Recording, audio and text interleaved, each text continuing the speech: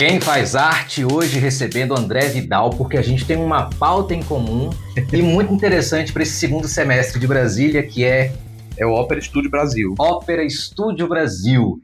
É um projeto muito bacana, mas eu não vou falar sobre ele não. Quem vai falar é André, mas primeiramente, muito obrigado por sua presença, meu caro. Imagina, eu que agradeço. A gente precisa falar sobre esse projeto. André, gente, é um homem da música. É um homem que vive a arte. Eu tive a oportunidade de ir para o seu apartamento uma vez e vi que o apartamento é o espelho do que você acredita. Uhum. É música, é arte contemporânea. Uhum. Como é que é viver de arte fora do ambiente de trabalho, que é de arte? Nossa, é até engraçado, porque realmente parece que a gente está inserido dentro de arte o tempo inteiro, né? Porque o trabalho é música. Mas a gente, o trabalho de música, especialmente com ópera, ele lida também com a parte de artes visuais, com a parte do teatro, com a parte da dança. Então a gente acaba estando inserido em tanta coisa diferente quando a gente trabalha com ópera, que é isso, a gente está dentro do ambiente das artes de uma forma geral.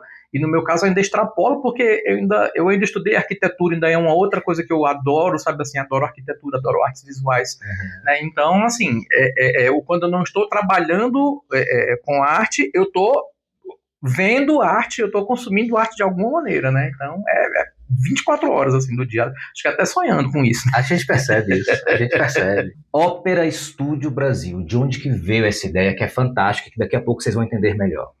Então, de uma falta que eu sempre senti, sabe assim, no meu próprio trabalho como cantor, de se fazer mais ópera brasileira, né? Se fazer mais música brasileira de uma forma geral, porque eu acho que o ambiente do canto lírico, tanto para o lado da ópera quanto para o lado da música de câmara, ele ainda é um ambiente que tem muito preconceito com a música brasileira, sabe assim, que coloca a música brasileira dentro de um lugarzinho, uma assim, seara sabe? específica. Isso. Quase excepcional. Exatamente. Ele sabe assim, a música brasileira, de uma forma geral, ela não é muito pensada pela maioria dos cantores, graças a Deus eu acho que isso está mudando, mas ela não é muito pensada como sendo uma música que é igual à música tradicional europeia que se faz o tempo inteiro, né? Sim. E eu nunca entendi isso, sabe assim, nunca entendi. Eu sempre cantei música brasileira, eu venho da música brasileira, da MPB, antes de ser cantor lírico. Então, naturalmente, quando eu me tornei cantor lírico, eu continuei querendo cantar música brasileira e eu tive, graças a Deus, também professores que me incentivavam a fazer canção brasileira e que falavam mesmo assim, tipo, sabe, por que é que Cláudio Santoro não é tão bom quanto Schubert? Sabe, por que é que Villa-Lobos não é tão bom quanto, sei lá, quanto Ravel, sabe, coisa que o valha, né? E eu sempre senti muito essa falta, e na ópera ela ainda é mais intensa, né? Porque na música de câmara ainda tem, a gente ainda faz ali, tem lá o Villa-Lobos, tem o Alberto Nepomuceno, que as pessoas costumam fazer, mas em ópera quase não tem. E que via de regra são nomes que a gente que é de Brasília conhece, às vezes não pela proximidade com a questão da música erudita, mas porque eles dão nome a espaços culturais, a teatros de Brasília, né? Exatamente. E assim, ainda tem uma outra coisa, é que tem toda uma produção de música brasileira que é mais recente, né? Então ali da metade do século XX para cá, que ela é muito pouco feita, ela é muito pouco conhecida, né? E isso é uma coisa que eu também sempre achei estranho, né? Então, quando a gente tinha um projeto na escola de música, de canção brasileira, e que a gente falava, é proibido cantar Carlos Gomes e Villa-Lobos, para forçar as pessoas a procurarem outros compositores. Porque existem muitos, né, e tal. E no Ópera Estúdio, uma das coisas que eu acho que é mais legal é que a gente vai trabalhar com óperas, com partes de óperas de 5 compositores vivos.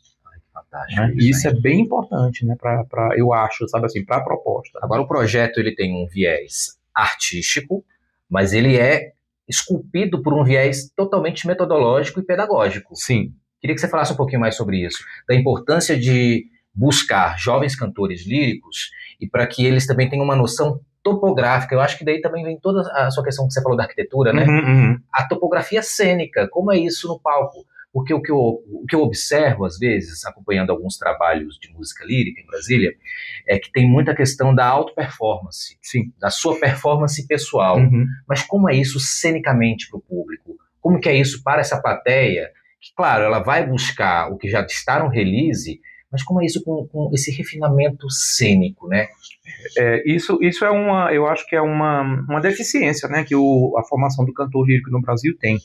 A maior parte dos cursos Quando existe, né, uma matéria, um tempo destinado para a percepção do próprio corpo, a percepção do corpo dentro do espaço cênico, a construção de personagem, esse tempo é pequeno se ele é comparado com o tempo que você passa para a parte da preparação musical, né? Claro. E o que acontece a maioria das vezes é que tem realmente cantores que não tiveram nunca nenhuma experiência ou aprendizado, vamos dizer assim, técnico, sistemático, sobre o que fazer, né, em cena. E aí todo mundo, no final das contas, está meio que improvisando, né? Então, assim, tipo, você tem um diretor que o diretor te diz o que é que ele pensa para aquela cena, mas como você vai performar a cena, como o seu corpo vai se mexer, como você vai interagir com o colega, cada um vai fazendo da forma como sabe, Total. né? E tal. E muitas vezes o que acontece? Você faz de um jeito, mas o colega com quem você está trabalhando faz de uma outra maneira. De uma outra linguagem, de uma outra escola cênica. Exatamente. E aí as coisas às vezes ficam incompatíveis e você tem que ficar tentando encontrar caminhos do meio, né?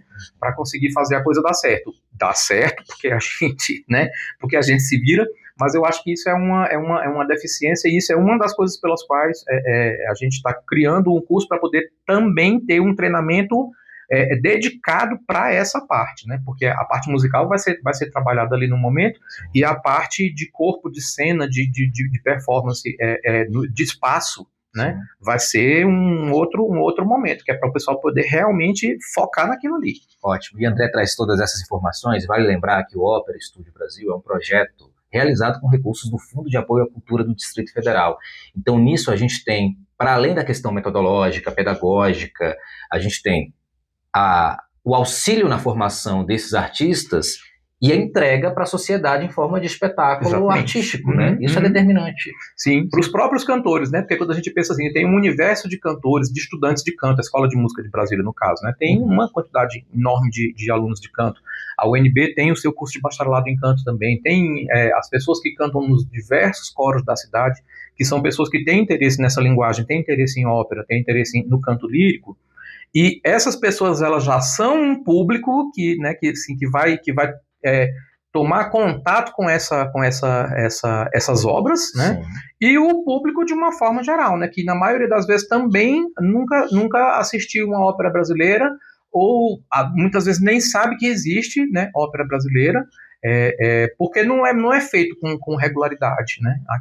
Especialmente aqui em Brasília, né? Recentemente teve uma coisa ou outra, teve algumas iniciativas de se fazer uma ópera do Camargo Guarnieri, né, umas coisas assim, mas ainda é muito pouco, se você considera do total de produções que são feitas. Sim. Aí você vai ter ali, sei lá, 12 óperas estrangeiras e uma ópera brasileira, né? Então é legal que a gente comece a tentar, né, arrumar essa balança aí. E qual está sendo a sua expectativa para esse projeto? Porque você não está só nele, você faz 1001 coisas. Mas qual está sendo a sua expectativa para esse projeto? Para esse projeto especificamente, eu estou com uma expectativa muito boa, porque assim, o interesse das pessoas, né, no momento de fazer as inscrições foi bem legal. Acabou se formando um grupo que é bem heterogêneo, né, dos participantes, porque você tem desde cantores que já atuam profissionalmente, né, tem cantores que já são cantores profissionais, né, até estudantes de níveis diferentes, né? Tem estudantes que estão iniciando, estudantes que já estão no nível técnico mais avançado. Então, todo mundo vai ali poder contribuir de alguma maneira e uns com os outros, né?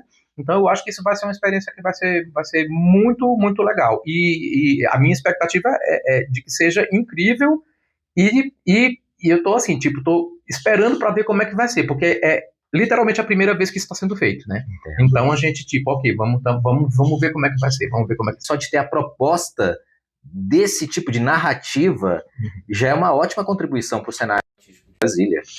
A gente tem a ideia, inclusive, o que a gente gostaria muito de fazer, numa segunda oportunidade, quando a gente tiver a possibilidade de fazer uma segunda edição desse curso, seria da gente ter tanto esse mesmo formato como a gente vai fazer agora, né, que é de montar cenas, de ter uma coisa que é variada, que todo mundo pode participar, mas também de fazer uma montagem de uma ópera brasileira completa nesse formato de ópera escola, vamos dizer, né? Nesse momento agora a gente está trabalhando somente na formação dos cantores, Mas a ideia é que num segundo momento a gente possa trabalhar também com a formação dos outros profissionais que participam da montagem de uma ópera, dos cantores, do maestro, do diretor de cena, da pessoa que trabalha na produção, da pessoa que trabalha na iluminação, da pessoa que trabalha no figurino, na maquiagem, tudo isso. Toda uma escala de trabalho. Exatamente. Né? Eu acho que isso é determinante porque a gente tende a terceirizar essas ações que formam a estética do projeto como um todo. Sim. Se você terceiriza, realmente fica esse quebra-cabeça com diferentes linguagens, diferentes conceitos, né? Bacana. E acontece uma coisa muitas vezes, é porque ópera é uma linguagem própria, né? E tal. Ela é teatro, mas ela é música, mas ela não é a mesma coisa que o teatro musical. A demanda física sobre os cantores de ópera, ela é diferente da demanda física de cantores de outros tipos de espetáculos musicais. Então tem certas coisas de cena que você consegue fazer, que você não consegue fazer, tem coisas que vão atrapalhar, tem coisas que vão facilitar. Se a gente não tem profissionais ligados ao espetáculo que entendam as especificidades do espetáculo ópera, é sempre um aprendizado que às vezes ele pode vir tranquilo, mas às vezes ele pode vir com muito conflito. Claro. Entendeu? E é interessante que a gente tenha essa formação para a gente poder ter cada vez mais pessoas que entendem como vira a chavinha da direção de um espetáculo teatral, da direção de um espetáculo de teatro musical e da direção de uma ópera. Né? Perfeito. Porque são coisas diferentes. Agora, para a gente encerrar, André, o que te move nessa vida? O que te move para além de elaboração do projeto? O que te move para além da questão da docência? O que te move nessa vida? A impressão que eu tenho é que o que me move são pessoas, né? Trabalhar e estar junto de pessoas, né? Dividir coisas com pessoas, né? Então, assim, quando eu trabalho como cantor, eu sempre procuro fazer o máximo possível de trabalhos que são realmente coletivos, né?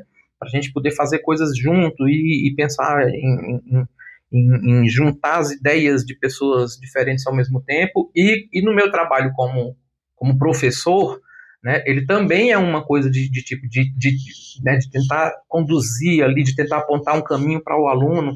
Então, eu sempre gostei muito mais das experiências que são coletivas, né, do que das coisas que são totalmente individuais, né? Então, para mim, cantar em grupo, por exemplo, sempre foi uma coisa muito prazerosa. Então, quando eu não posso eu mesmo cantar em grupo, eu gosto de estar trabalhando com um grupo que canta, né? Então, eu gosto de estar cercado de gente para fazer coisas, né? Perfeito. Muito obrigado, viu, André? Obrigado. Na hora certinha.